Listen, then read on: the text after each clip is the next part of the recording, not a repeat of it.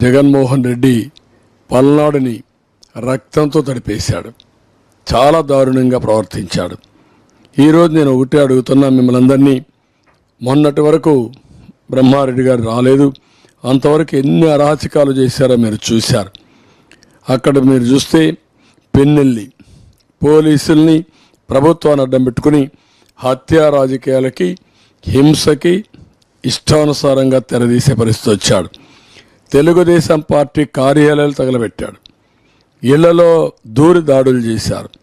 Faction నేతలకు ఒకటే చెప్తున్నా, ఎవడైనా సరే ఈరోజు కత్తితో కానీ మీరు కత్తి పట్టినవాడు ఎప్పుడైనా సరే కత్తితోనే పోతాడు. ఆ విషయం మీరు గుర్తుపెట్టుకోండి. మళ్ళీ చెప్తున్నా, నేను రాబోయే రోజుల్లో ఈ ఫ్యాక్షన్ పాలిటిక్స్ని పూర్తిగా అణిచివేస్తా, రౌడీ రాజకీయాల్ని తుదముట్టిస్తా.